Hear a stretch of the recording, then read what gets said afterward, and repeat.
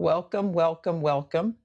To those of you that have been joining the Melanated Hospice Nurse podcast, I just want to say welcome back to the Melanated podcast space. And for those of you, this is your first time joining the Melanated Hospice Nurse podcast, I want to say a huge welcome to you. And thank you for coming to a space where compassion and culture connect. I am Melissa Rowland, your Melanated Hospice Nurse, and I just want to say thank you to everyone. For those of you that have been watching the podcast, your interaction has been extremely motivating to continue the process and to keep going. And for those of you that are new to this space, I just want to say thank you, welcome, and I truly hope that you enjoy the information that's coming forth from the podcast. But before we get started, I just want to say, if you're watching this from YouTube, please like, subscribe, and share. Make sure that you're sharing this information with anyone that you can think of that would benefit from having very tough but loving conversations about the end-of-life care, death and dying process, and hospice. And we're also available on Spotify. And you can also access the Melanated Hospice Nurse through the website, melanatedhospicenurse.com, or Facebook, Instagram, TikTok. Yay. So thank you all so much for joining. So before we get started, I just want to do a quick recap of last week's podcast where we talked about why does fear surround the word hospice? Why does fear surround the word hospice? And one of the biggest takeaways that a lot of people were excited about or commenting about or provoking thought was the fact that you can actually play an active role in your dying process. You can actually be an active participant if that is how the dying process will go for you, because we all know that death comes in different forms. But if we're able to actively participate in our dying process, that we can play a role and influence in that now. And the way we do that is by, if we decide or determine that we want to have a peaceful death, then we believe that sometimes our life can help influence in that by having a peaceful life. Is it an exact science? No, it's not. But is it something that I've seen over and over again in hospice? Yes. So that was one of the biggest takeaways when it comes to that. This week's topic that I'm so excited about is culture, trust in the healthcare system, and how that plays a huge role in influencing our decision when it comes to hospice care. Culture, trust in the healthcare system, and how that plays a huge role in determining our decision making when it comes to hospice care. Because we have to understand how culture and family and traditions, historical experience, and personal beliefs all play a role in making that deciding factor when it comes to whether or not we want hospice care, whether or not we want a loved one to be on hospice care. So we can have this conversation for hours when it comes to countless amount of historical facts where it comes to healthcare, our culture, and mistrust. Countless stories, facts of how mistrust and the connection to the healthcare system play a huge role in us deciding healthcare, period, let alone end of life health, let alone end of life. Because ultimately, all of the interactions that we had in the healthcare system usually led to some type of untimely death or expedited the dying process. So now here you have hospice care, where maybe a doctor has recommended that a loved one now go on hospice care. And we all know that hospice care is end of life care. So you want me to take all of the experiences that I've had passed down from generation to generation, all of the experiences that we're being a part of right now, the lived experience right now, the stories, the interactions of other people in the community, and how a lot of those stories led to a lot of untimely deaths. And you want me to actually have an organization or a healthcare model come into my family space and take care of me when all they focus on is dying? No. No. That in itself is probably one of the biggest reasons why we have mistrust when it comes to death and dying in hospice. Because hospice now has been so medicalized, and that's the term that we use. It's so ingrained into the medical system that the beauty of the death and dying process has been completely stripped from its rightful space and place to now include medical interventions to try to prevent the process from happening. So because hospice has now become deeply rooted in the medical system, it's hard to decipher what is true and natural death and dying versus medical intervention and treatments and how we can stop that process. Because the whole purpose of medical intervention and treatment is to stop a process from happening. Either to prevent it, which we really don't do a lot of preventative, unfortunately, or to stop what's already happened. So now that hospice has been ingrained in that, and now a lot of the approach that we do with hospice has a lot of medical treatments involved now. We do a lot of medical treatments, a lot of blood work and x-rays and diagnostic testing and going to doctor's offices and going to hospitals and going to doctor's appointments and still seeing a specialist. All of those things are now are integrated into hospice care. So now it's very hard to determine and decipher, well, why should it be any different when it comes to treatment? I know it means death, but I'm gonna get in hospice, but I still want all these treatments. So because of that reason, because hospice has been integrated into the medical system, and we as a culture have a huge mistrust when it comes to the medical system because of all the historical facts, past and present,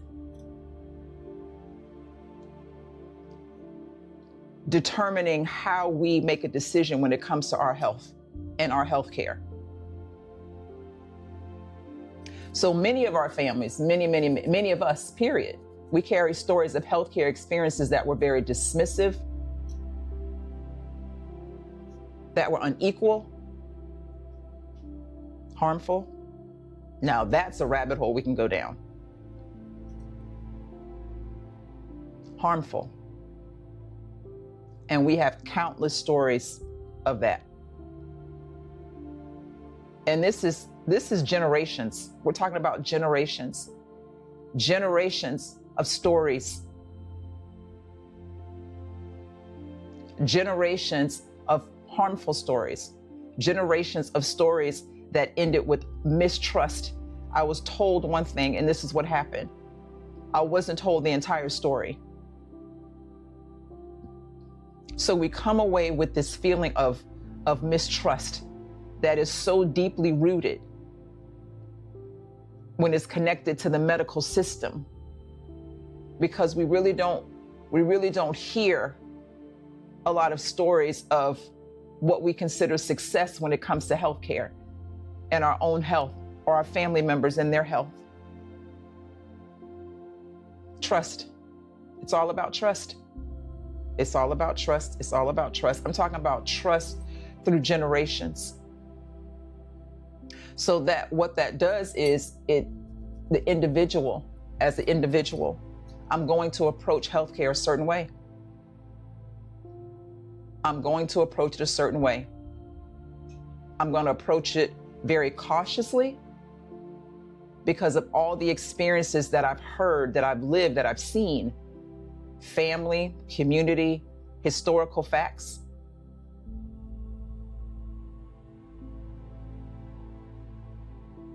mistrust.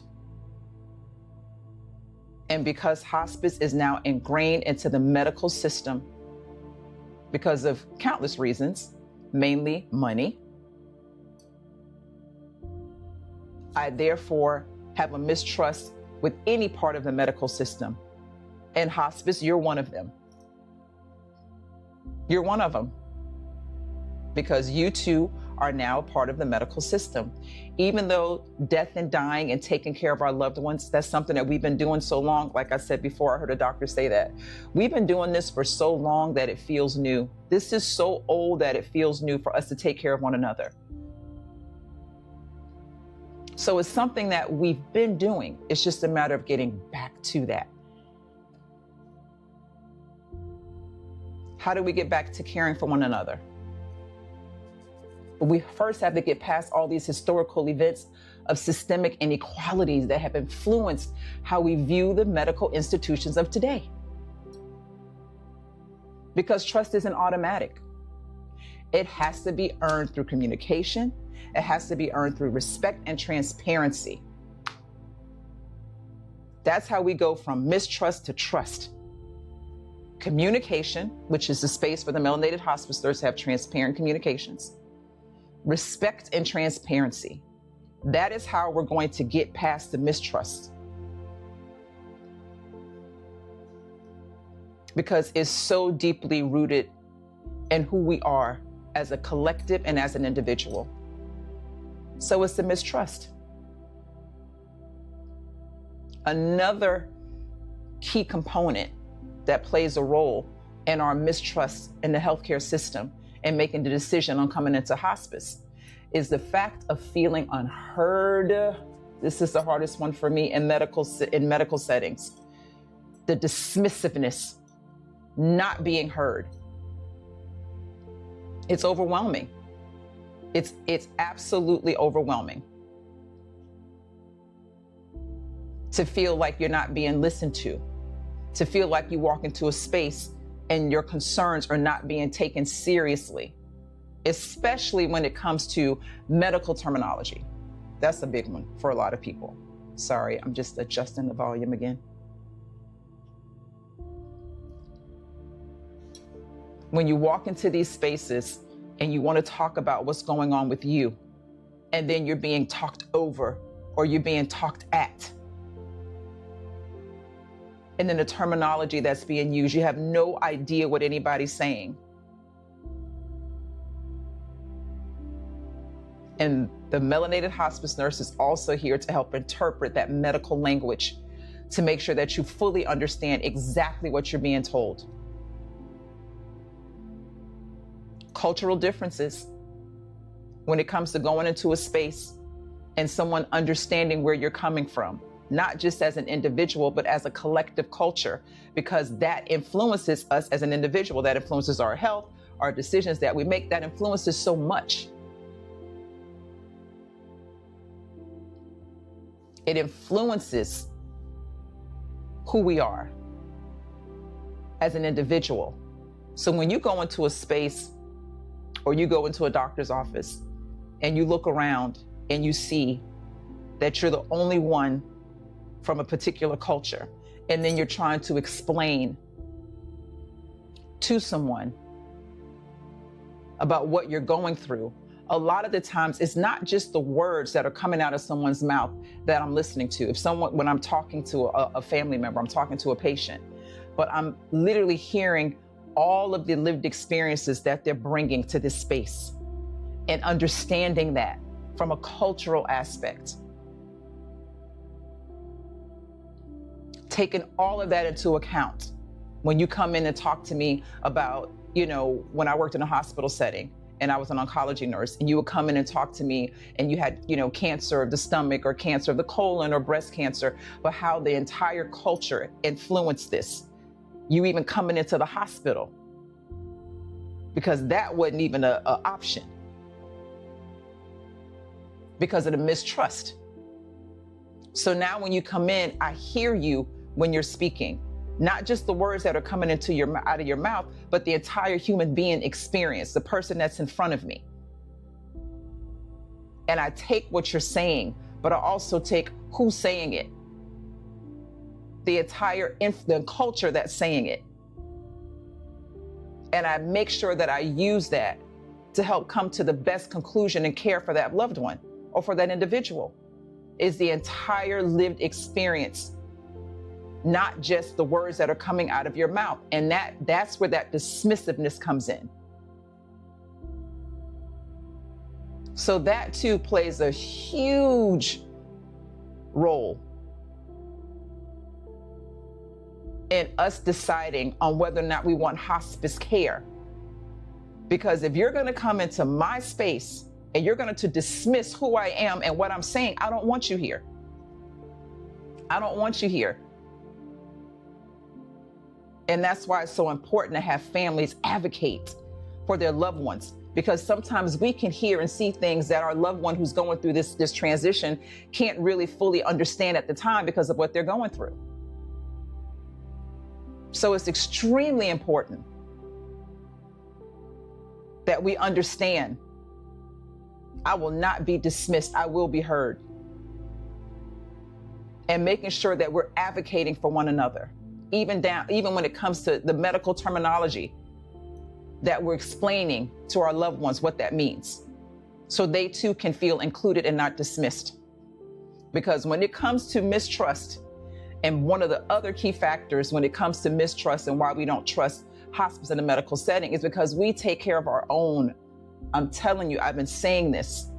I know what it may look like, but I also know where we come from. We take care of our loved ones. And we have been blessed collectively as a culture to continue to do that in our home settings. Yes, times have changed and we're not at home as much as we used to be. But the reason why we take care of our own is because we look at that as an expression of love and honor and dignity and responsibility. We take care of our own. And it's time for us to collectively get back to doing that as an entire community. It's time for us to build the trust between each other. Some of the medical system, is it going to change anytime soon? We don't know. But we can change when it comes to that. And that's one way to build that trust back again, is to be able to honor and take care of each other. Because a lot of the times, hospice, people think, and I've seen some reasons why people think this, when hospice comes into my family's space, when hospice comes into this care, that they take over and I won't have an opportunity to be integrated in the care of my loved one, that it replaces the care.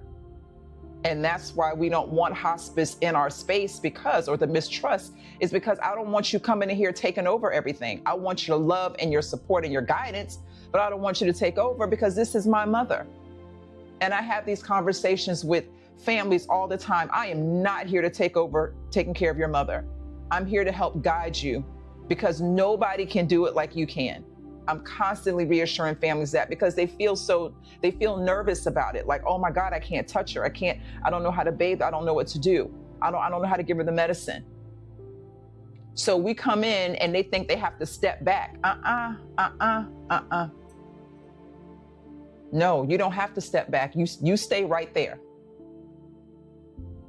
You stay right here. Don't step back. We're going to step in. Because no one can care for your loved one like you can. I'm constantly reassuring families that. Yes, we know that there are individual stories where loved ones have a hard time taking care of individuals. I get that. But I'm constantly reassuring families that no one can do it like you can. And this is how we're going to do it. We're going to help teach and guide you when it comes to taking care of her in this dying space. But this is your mother. I'm learning from you about who she is. You're teaching me about who she is.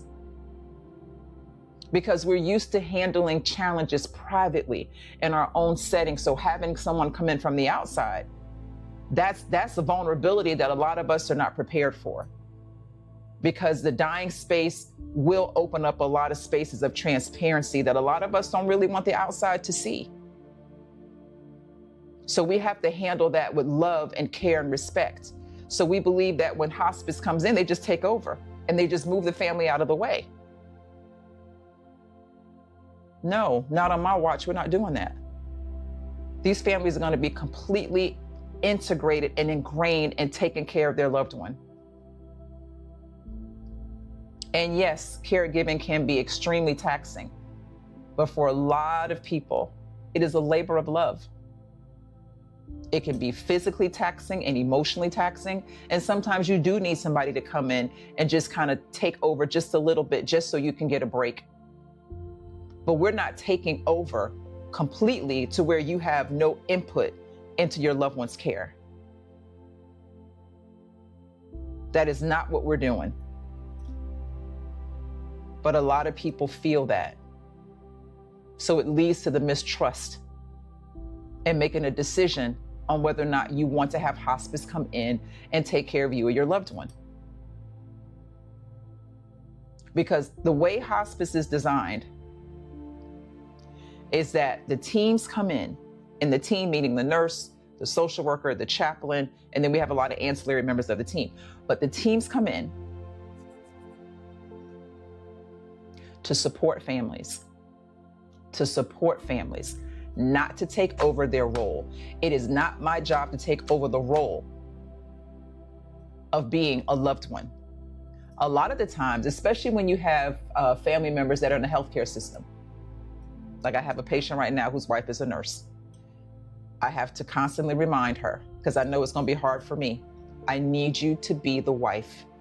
I know you're the wife that's a nurse, but if the nursing role takes over, the wife's role is going to become exhausted. Please allow me to help with the nursing role. I know it's something that you can't completely stop doing because that's what you've been doing as a nurse. But I really want to make sure that I'm doing the best that I can do as your hospice nurse, so your role as a wife can be what you settle in the most, because that's what your husband needs. He needs his wife. So when I come into a space and I see a loved one that is exhausted of caring, my role is to come in and help take some of that caring load off of their shoulders, so they can just be the role of the daughter or the son or the wife or the mother or the father or the brother or the sister, the auntie, the niece.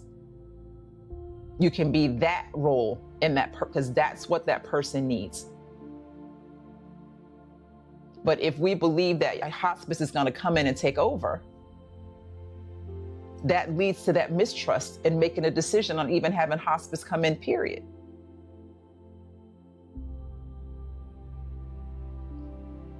So all of these key points play a huge role in us deciding on whether or not we really want hospice space, or we want hospice to come into our space. And I use the word space a lot because that's what it is. Our personal space, our family space, our communal space.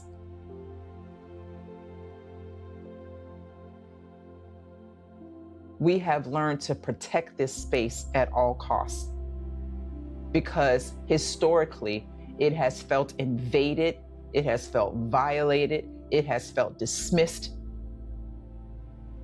full of mistrust when we allow others to come in, especially when it comes to the healthcare system, because we're speaking directly about the mistrust of healthcare and how that leads to us not making a decision for a loved one to come on hospice. And in order to change that, in order to shift that narrative, we have to start building trust through communication and transparency. We have to literally go from the ground up. It's a grassroots effort. But the way we're going to do that is to start trusting one another, going back to communal spaces where we help celebrate, honor, love, legacy of one another, that next door neighbor,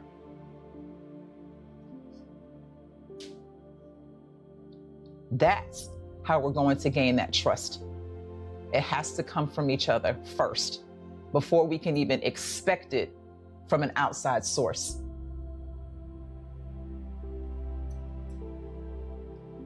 It has to come from one another. We have to start building from the ground up.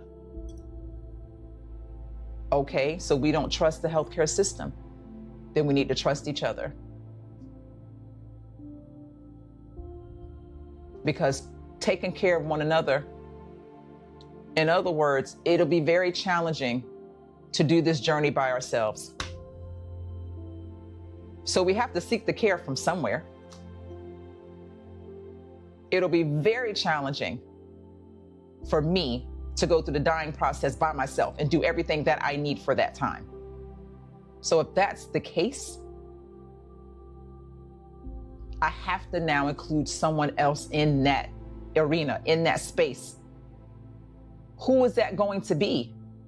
If I don't have a trust for an entire system, but I know that I need the help and the assistance when it comes to the dying space, who is that going to be? Who am I going to trust? Who?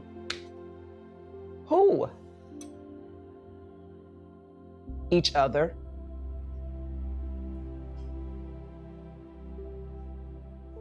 That's who. But the only way to do that is to start having transparent communication. Because in addition to those other key points of the reason why we don't have a lot of trust in hospice because of the healthcare system is the spiritual and cultural beliefs about death as well too. This too is a topic for an entire podcast on its own. Because we have a lot of spiritual and cultural beliefs within our own culture. So that's why we can have a podcast on this all by itself. But overall, collectively as a community, we have different cultures, faith traditions, different unique perspectives on illnesses and dying and grief. That too plays a huge role in our decision making on coming to hospice when it comes to the mistrust of the medical system. And now that hospice is integrated into the medical system, therefore we don't have a trust for hospice either. Because when it comes to our faith, we have a very unique perspective on that. When it comes to illnesses, dying, grief, because historically, within the culture that we're in right now, we do not have a beautiful connection to the death and dying process. We just don't. And anytime we have to go into a medical space, the first thing that we're thinking is death and dying. We don't go to hospitals because we're feeling great. We don't go to hospitals like we go to a concert. We only go to hospitals because there's something going on with us. There's an illness. There's some dying might be taking place. Death is on the horizon, whatever that is. So we don't go into the medical spaces with a good mindset. Historically, we don't have a beautiful relationship with death and dying. We don't. And since we have to go into the medical system in order for all the care and treatment, regardless if it's from birth to death, we don't have a lot of faith in that. We have our own unique perspectives when it comes to that. And then we get into a different space and none of it is acknowledged. None of it is recognized. None of it is talked about. It's completely dismissed.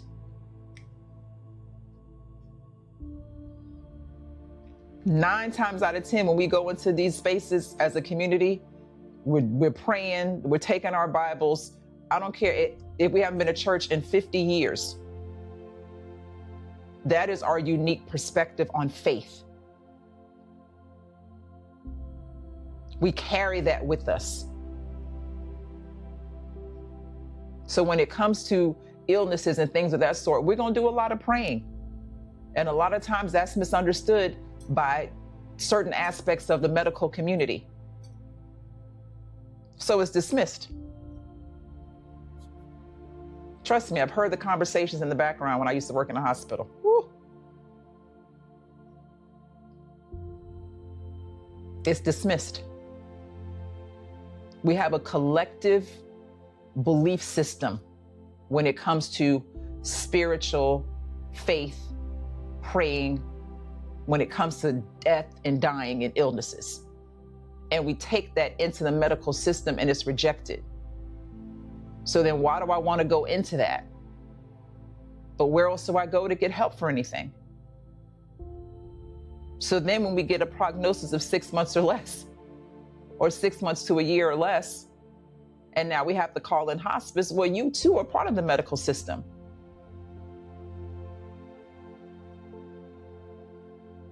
So now my faith is wavering. And I'm trying very hard to hang on to that because of our unique beliefs when it comes to our faith, when it comes to spirituality within our community. Because a lot of the times, our spiritual thought processes really help to influence our healthcare decisions. It does. We have spiritual beliefs about dying process, even the burial process, being buried versus cremation, and how that plays a role in our spiritual beliefs. So all of those thought processes that are ingrained in us when it comes to our spiritual beliefs, it feels like it's rejected in the healthcare system. So then hospice, because you now feel like you're part of the healthcare system, hospice, and you want to come into caring for my loved one, into my family to help care for a loved one, are you too going to reject that? Are you going to dismiss it? When you come into our space and we're practicing our spiritual beliefs, are you gonna dismiss what's going on? Are you going to acknowledge that?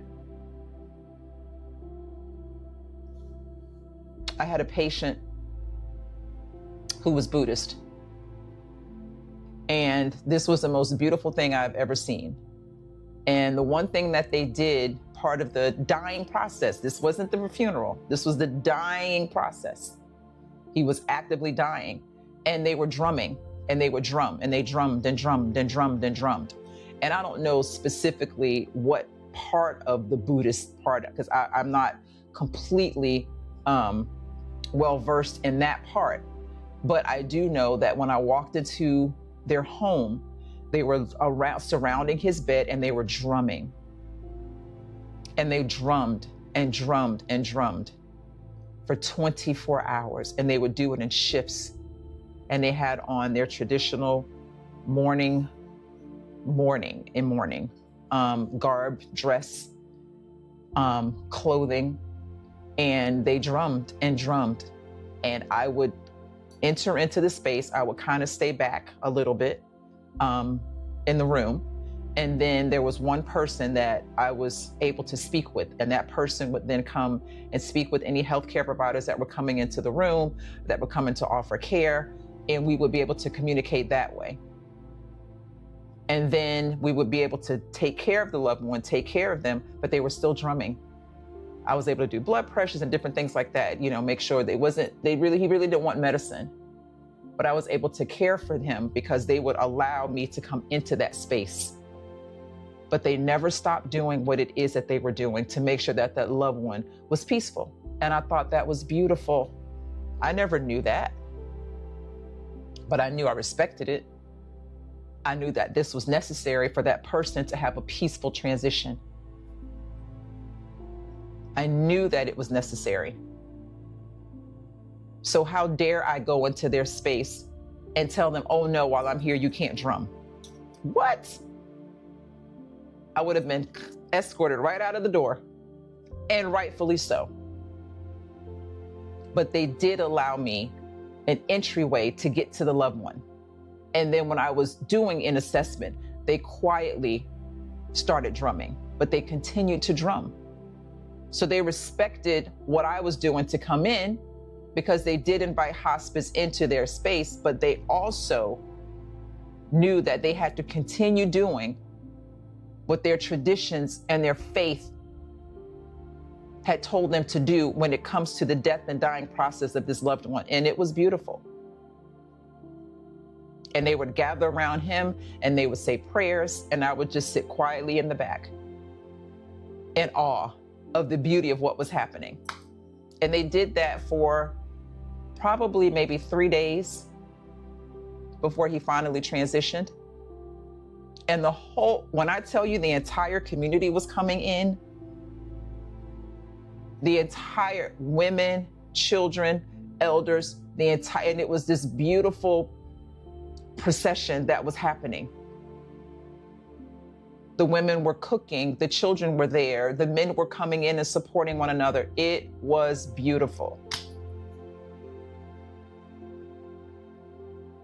So being able to maintain your spiritual beliefs, your rituals, your routines when it comes to the dying process, and having a healthcare system come in and integrate in that was a beautiful space that I witnessed. But for a lot of us in our communities, we don't have that feeling of trust when it comes to maintaining our spiritual faith and beliefs. And it's time for us to get back to that. It's time for us to recognize that that's where we've come from. It is time for us to recognize the importance of caring for one another, because the only way we're going to get past this overwhelming sense of mistrust when it comes to the healthcare system is to start having transparent and open communications between one another, leaning heavy on each other when it comes to the support that is needed during this death and dying process, especially the dying process. That is the only way we're going to get through this mistrust, because the mistrust is trickling, or it has trickled from the healthcare system to one another. It's trickled into us now, to where now we don't have trust between each other. It is out there. It exists. Trust me, it is not gone. But it's time for us to raise the standard now when it comes to that, because death and dying isn't going anywhere. It's going to be with us forever. As long as there are human beings on this earth, there's going to be a dying process. And as long as there's more than one person on this earth, there's going to be a need for a community.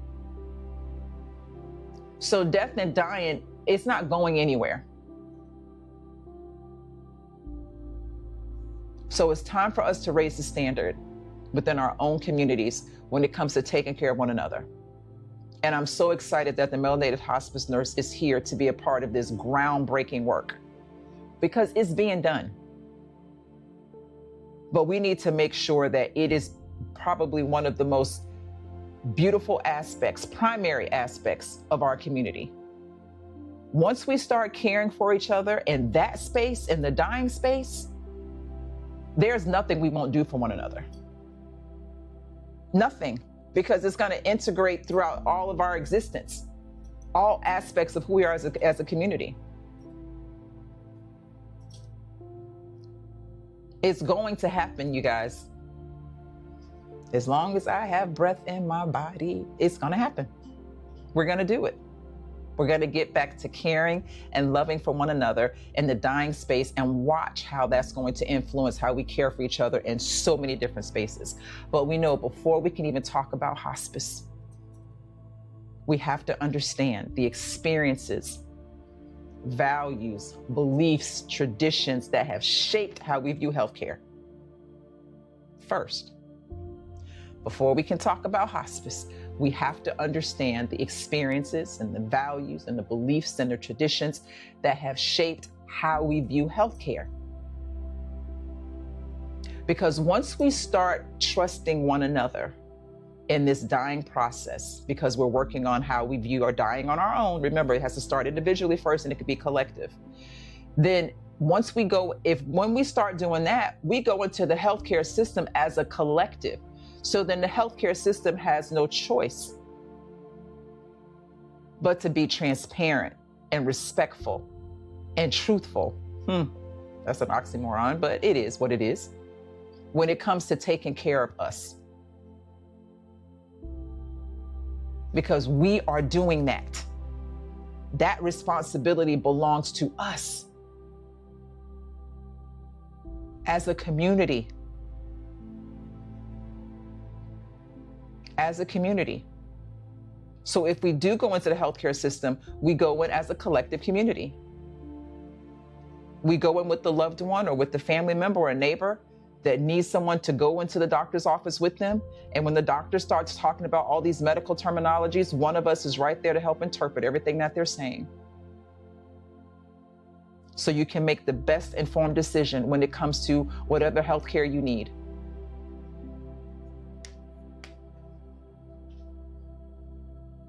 That is what the Melanated Hospice Nurse is all about. Is being able to have these transparent communications, transparent interactions, so we can start gaining and building trust amongst one another, being there for one another, caring for one another. So when we do have to go into the healthcare system, we go in as a collective. We go in as a collective.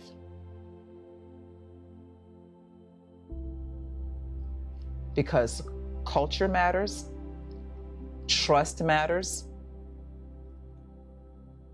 being heard matters, trust matters, culture matters, being heard matters. And every single person that we interact with, their story, their journey, it all deserves respect.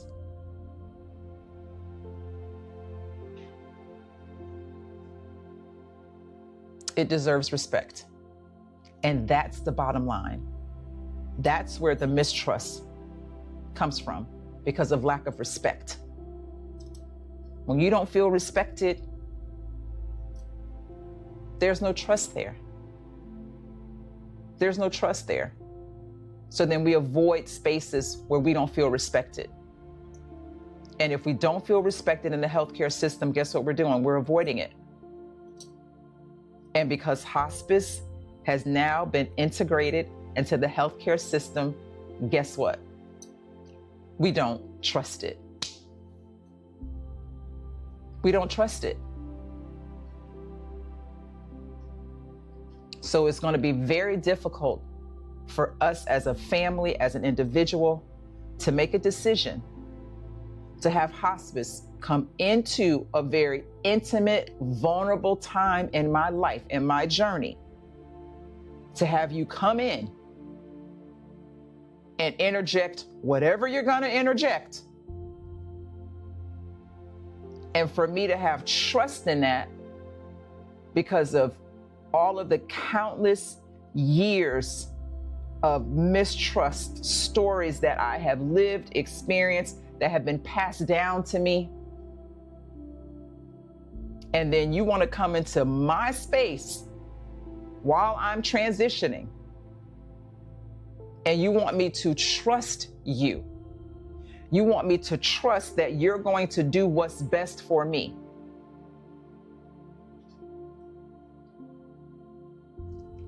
That's what we're asking people to do. And that is very, very challenging. So as the Melanated Hospice Nurse, our ultimate goal is to make sure that we are having these open, transparent conversations and communication in order to start building trust within the community, in order for us to start taking care of one another. We have to build that trust. We have to build that trust. And then collectively, when we enter into the healthcare system, we go as a unit, as a collective, strong unit. And when that happens, then here comes the trust from other outside sources as well too. Here comes the respect, because we're going in collectively as a unit who trust one another, who respect one another. And we're going to make sure that that is reciprocated, because it's earned. Trust is earned, and so is mistrust. Trust is earned, and so is mistrust. We have countless amount of historical facts and years to understand why we have mistrust. Now it's time for us to start turning the tables on that. Like they say, turning the Titanic around to where now we're developing years of trust. But that trust is going to start with each other, because it is time for us to start caring for one another. So I hope that this was insightful for you, this conversation about mistrust, hospice, and the healthcare system, and how it totally influences our decisions to come onto hospice. Because death is something that we've always been afraid of. And we have countless amount of stories that in the healthcare system, that's what ended up happening. So now that hospice is integrated in the healthcare system, should I trust you, hospice? Because I don't have a lot of trust in the healthcare system. And the way we're going to actually combat that is to start trusting one another, caring for one another, working on our own ideas of death individually. Because once I have a healthier approach and a little less fear when it comes to the dying process, then now I can come and enter into your space and make sure that your dying process is a beautiful, loved, lived experience. That's how we're going to start working through the mistrust, by helping one another and being there for one another. So, share this information. Think about it. As my husband says, let it marinate. As my friend Danny says, massage all that information. Let it sink in. Listen to it more than once. Talk about it. Write notes about it. Share with others. Mistrust. We're going to get through this, because we're going to start trusting one another, because we're going to work on our own fears of death and dying. So when it comes to taking care of someone else or coming into their space, we come in with this beautiful approach, as opposed to this fearful approach.